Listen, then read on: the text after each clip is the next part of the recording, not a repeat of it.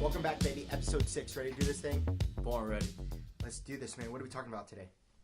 Well, what I wanted to kind of get into today, in regards to last week's podcast, we talked about more, physical doings inside the gym. And I think a good switch up would be something more focused on mindset. Staying positive, and I think we got a good one. I like that. We're moving from the physical part to the intangible part, like that mindset, mentality, psychology meets physiology. Yeah, both aspects are development. Physically getting a stronger body and a stronger mind. So I feel like if we can kind of hit both sides of development in our podcast, then we'll give great benefits.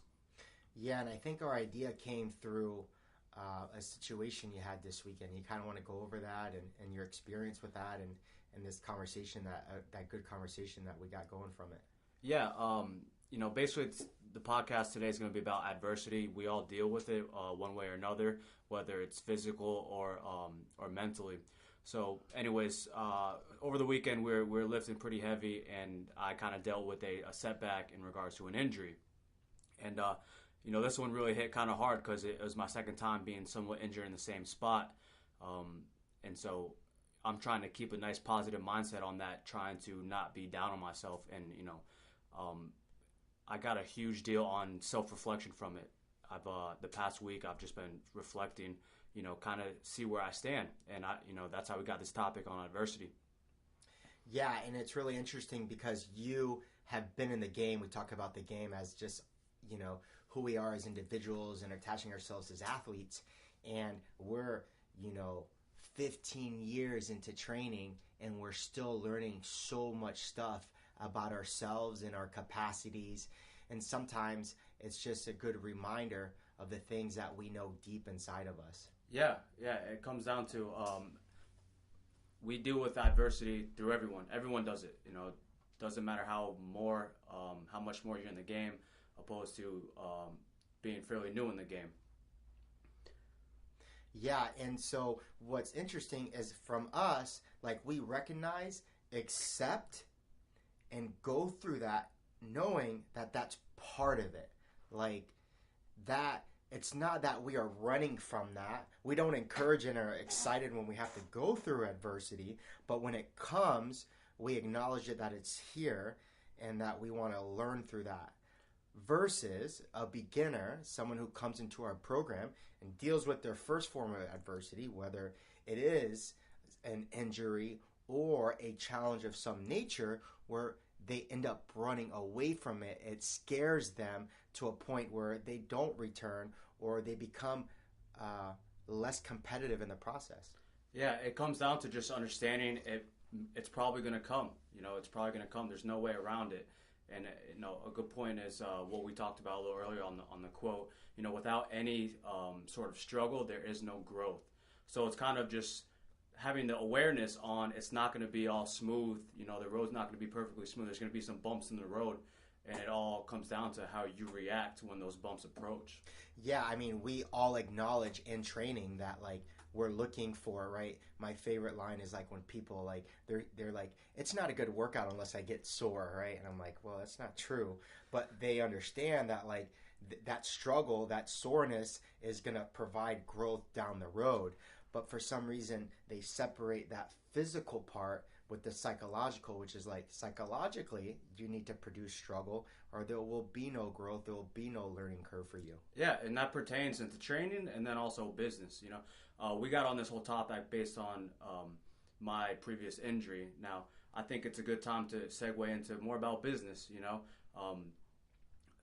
Every successful business person I've ever came across has told me it was not easy. They've worked their ass off to get where they are today. It's not, hey, I'm gonna get this investment and open up a business, and then bam, you got 150 gym members, just like with a snap of a finger. If it was only that easy. Yeah, no doubt.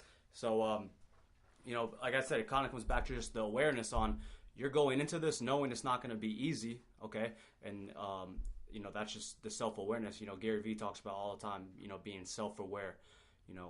If you're taking a step into something, whether it's business or something physical training, there might be a setback, and that just comes down to being ready for it.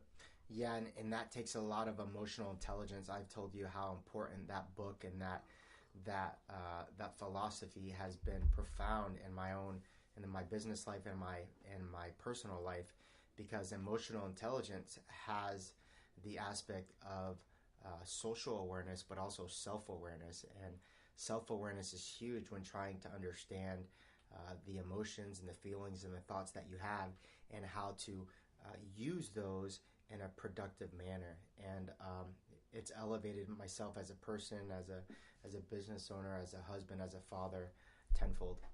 Yeah. So just, maybe a couple examples. First of all, I want to give you props for opening up Naples Strength and Conditioning from the start to finish. And but I know it wasn't easy. What are some, kind of, whether it was early stages or mid stages, when you kind of faced some adversity in business? Well, as a small business owner, as someone who took pride in not wanting to put myself in debt at any point of the business, which I never have, I had to deal with a lot of adversity, and that was, how was I going to get this to grow with little to no money? And one of the things that I recognized is I couldn't quit my day job, is I had to continue to make money to provide for myself, to keep my minimum wages before I can go ahead and leave that position to run a gym full time, because that gym wasn't making money. It didn't make money for 3 years. So when you started going, you didn't say, hey, this is going to be my only job. I'm going to open up the business right now. This is all I'm going to do. You kind of built that when you had, so to say, guaranteed income somewhere else? Yeah, I knew I had to break even with what I was making in on my current job teaching before I can just transition, where a lot of gym owners, especially in this industry, they're subsidizing real careers to run their CrossFit gym. So to me, that's a hobby. Like, unless your business is making money, unless that thing you're doing is making money where you can live off of, that's a hobby to me. I wanted to make it a business. I wanted the income from the business to provide for me and other people. Listen, don't get me wrong. I would have loved to have the thought, open the business and leave teaching. I would have loved to have done that, but it would have been irresponsible. I felt like it was going to make me make bad decisions based on emotion. Like, oh my God, how am I going to pay the next rent? How am I going to pay my car? Like, that sort of thing, where I never had had to feel that. The decisions were more rational. They were more logical in the sense that this is A, this is B, this is C, versus using fear to guide my decision. Yeah, that's a good way to do it, opposed to asking for some big lump sum of money and then having to pay somebody else back. You kind of went based on your own money. You weren't responding to anyone else's demands or orders because they had money in the business. I think you played it right. Thanks, man. And hindsight's 2020. Like, looking back, I'm grateful that I've done that. But a lot of people in that moment don't do that. This kind of risk. I think the younger you are, the more risk you can take. But I wouldn't change anything now with all the other responsibilities, the family, my mortgage payment, all the responsibilities that I have. But that was a big struggle. That was a big adversity that I had to deal with. Was like, I didn't really know if I was going to be able to ever turn this thing into a full-time gig. But I taught, I coached, and I built the business slowly but surely. All the money that we made for the business went back into the business until the membership grew enough that I can break even. That took 2.5 years. Okay, so was there any point in building this business where you're like, almost a make or break? You're staring at adversity straight, right, right in the face, and you're like, I have to do something about it. I have to, I have to keep climbing. And then you were a little, kind of hesitant on, hey, was this a good idea, or something like that? Yeah, that make or break was probably 1.5 years in, and that was in my second year of teaching, where I realized like the business wasn't growing fast enough for me to see me ever making that transition. So what I recognized is that I had a huge hole in how I perceived business. I was a great athlete. I was even a better coach. But as a business owner, I was a terrible business owner, like many people in this industry, because they don't come in as masters in MBA. They don't come in with a business mindset. They come in as a coach, as a former athlete that loves the program, sees the ability to create high levels of fitness, but from a business perspective, they are terrible. And so what I did is I left ego at the door, and I recognized I was terrible at business, and I got involved with some consulting groups that work specifically with our model of business, and that propelled my business tenfold. Yeah, that's a good way to kind of handle that. You basically took a step back. You went back to the drawing board, and you kind of established like, hey, there's some things I'm not so good at. You know, you kind of understood your strengths and your weaknesses. Your strength was you're a great coach. You know, you deal with people very well, and part of the weakness was, you know, there were some aspects in business you didn't have figured out just yet. So you went back to the drawing board, and then you kind of reached out to somebody else to help you with that. Yeah, I mean, exactly. That's exactly how I did it. And I still maintain that mindset today when I start to deal with some hard things. I have to step back away from that attachment that I have to like, oh my God, I'm never going to make it. Or, right, your feeling, that first feeling that you got was, oh my God, I'm never going to get better. I'm never going to be able to deadlift again. It's scary, man. Right? Yeah. And so you got to deal with that. You got to separate yourself from the emotion, or you're going to get caught up in it, and your mind starts to do some crazy stuff. Yeah, you got to look at it as, you know, taking one step back to take two steps forward. Whether you're, it's your choice to take that step back or not. You know, sometimes it's just thrown at you. You know, you know, a good saying that I kind of always go back to is we're not in control of the cards that we are dealt, but it's in our control on how we play them. Yeah, control is all control of our own situation. We can't control what other people are going to do or say. Or what happens to us sometimes, but we control. It's our responsibility on how we react to it. For sure, because otherwise we get tossed and turned by the ocean, right? It's just pushing us, and we're just in the boat, and we have no control. We're not steering it. Yeah, and, you know, it comes down to self-reflection. You know, when something like that happens to us, it kind of... in a way, it kind of gets you motivated to get back, you know, whether it's getting healthier, you know, from an injury, or just start making money again, you know, in business. It's kind of like, hey, you know, this is where I'm at. You know, it's kind of like a gut check, you know. It's a gut check to see kind of what you're made out of, and how you're going to react to it. It's either you can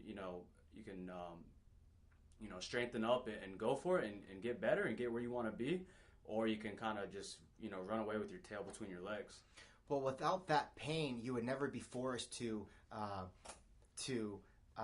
look at things in your life, right? Don't get me wrong. I wish every day was better than the next, and I never had issues. No doubt. But we all do. We'd also recognize that at our high, what we're doing at our highs during the good moments are celebrations. They're not learning. We don't learn anything when things are going easy. We learn new things, new applications when things get hard. And I think that the hard is there to force that moment as a gut check, because without the gut check, why learn? Why be forced to learn? You wouldn't do it. It's very rare that someone is put in a position to learn just because, right? Most people learn because of an adversity that came up, whether it was on their own doing or because of some life situation that came at them. Yeah, they're almost forced to learn. You know, in example of both of our situations, you know, I suffered an injury, so obviously I can't go to the gym and work out. You know, I'm kind of battling with, you know, I'm beat up. I can't, you know, further injure myself because I want to go to the gym and I'm stubborn. So a way I've been kind of approaching it is, you know, video training, watching YouTube videos, you know, on self-correction, both in regards to the actual movement technique and then ways to kind of, you know, get better, prolong the healing process. You know, this is the second time I've kind of been dealing with a back injury. You know, when it's all said and done, might be an expert on how to get better, you know, and what went wrong. And there's no doubt, and that's probably you've been capped for so long because something's probably going on with your preparation or your technique, which I highly doubt because I saw it. I thought it was beautiful. There's something going on there that you're going to get an aha moment in the next few weeks that will catapult you to a different level that you would have never have been able to place yourself with if you didn't have this moment. Yeah, no doubt. And then same situation with you and your business. That aha moment was like, you know, I'm not making any money. What can I do to you know, prevent this from happening? And what you did, you reached out for some help, and you dedicated yourself, you know, to listen to these consultants, and you learn so much more. You kind of dig yourself out of that hole you were in, out of that standstill, and a way that got you there was dealing with a little setback, some adversity. Yeah, now I'm getting my MBA in May. Like, who in the hell would have thought that would have happened through that process? You know, I didn't think about being in this position, but what happened through all that is I learned to love something that I was terrible at. Mm-hmm. I was terrible at business, and now I'm getting my MBA. Like, that's crazy to me. That's a crazy concept to but it came, comprehend. It came through adversity, because I tell you this: if it like came easy to me, I would have had been forced to do care. it. Yeah. I wouldn't care. So yeah, it's pretty interesting. And so your struggle as an advanced athlete, as a high performing athlete, is how, you know, knowing that this is your level, and that you said this other day that was really interesting. You said, I've done that weight before, so in my mind I'm there. But you were coming off an injury, and so it just wasn't like it's the self-awareness to be like, am I here? And you even said it, like, I don't know, I wasn't sure if I wanted to do that or not. Like, you were self-doubting yourself, right? Because your gut was saying, you know what, I don't know if I should do this yet, right? Yeah, I'll be the first to admit I got lost in the hype. You know, we had the music blasting, we had a bunch of, you know, strong athletes together. And, you know, like you just said, man, it comes down to self-awareness, you know, and the competitor in me, the mindset I have is, you know, I would consider to a higher level, and, you know, my body wasn't, and it's so crazy because when we were warming up in class, you know, you kept going back to just, you know, feel out what your body's feeling on that point in time, you know, listen to your body, listen to your body. And sure enough, man, you know, my mindset's on a way higher level than my body was at that time. And, you know, I went for something that I probably shouldn't have. But, you know, at the end of the day, I'm still here kicking. I'm trying to stay positive. That's funny you say that. I try to never say one rep max anymore to anybody. I always go, I want you to give me the heaviest one rep that you got today. If you're feeling good, go for it. But if you're not, give me the heaviest you got for today that you feel comfortable with. That way, there's not that feeling of like, oh shit, like I deadlifted 400 pounds and now he's asking me to go above that and I'm not really sure that I can. That's exactly what I do. I like that. I like that a lot. So how do you teach self-awareness to, so as a novice athlete? Like, I call him our general pop. Like, our general pop, who wasn't a competitive athlete, who's starting to build that competitive edge and that training mindset with our gym. But how do we teach them self-awareness? Because, like you said, Gary says that all the time. Like, it's one easy to like, yeah, you just got to have self-awareness. But what the heck does that even mean? Well, my go-to was like, hey, don't rush through it. Don't move too fast. Stay dialed in on each and every repetition you're doing. Don't think about the one that's next. You know, think about the one you're doing right now, and don't move too fast than you should be. That's kind of my go-to on awareness. Don't make it bigger than it is, and don't think about stuff that's in front of you. Think about the now. Yeah. For me, it's about separating it from the emotion, like I said earlier. Like, you know, there were many times where through the growth of the business, I had to stop because then, you know, I was worried like the numbers weren't going to meet at the end of the month, or what if, right? So what I would do is, on paper, I would take the pros and cons of this situation. Like, if we don't get 10 new members this month, we're not going to break even. If we don't break even, then what's that going to happen? Or what can I do creatively to make sure that doesn't happen? Versus, oh my God, I'm not going to make it this month to break even or pay rent, and start like, oh my God, I'm not going to have a business next month. What am I going to do? I'm not going to have a job. I'm not going to make no money. And not even let it get that far. Yeah, so you're kind of not getting too emotional about it. You're getting more strategic on, I have to do this at that point in time, get this certain number at that point in time, and kind of just looking at the piece of paper for what it's worth. Yeah, and perspective, like you said, the consulting group was an outside perspective. They didn't give a damn about my situation. They took it for what it was at face value, right? Gary says it's binary. It's black or white. Like, okay, this is your numbers. This is how many people you need to get. This is the marketing and the advertising you need to spend. Like, it was black and white. There was no, he says about that, don't get too emotional about your attachment to something, right? Because that's when we start to make bad moves. Yeah, no, that's good that you have the awareness to kind of reach out to them so they could do that. I feel like I'm pretty good at business because I feel like I'm great dealing with people, you know. But in regards to numbers or maybe sometimes even organization, sometimes Yeah. it's not my go-to. But what I'm good at is I'm good at taking care of my clientele, my customers, and that's huge. You know, that's huge. You know firsthand. Developing relationships is a huge component of business. But the other, component of business is dealing with making the numbers, paying rent, all the little, your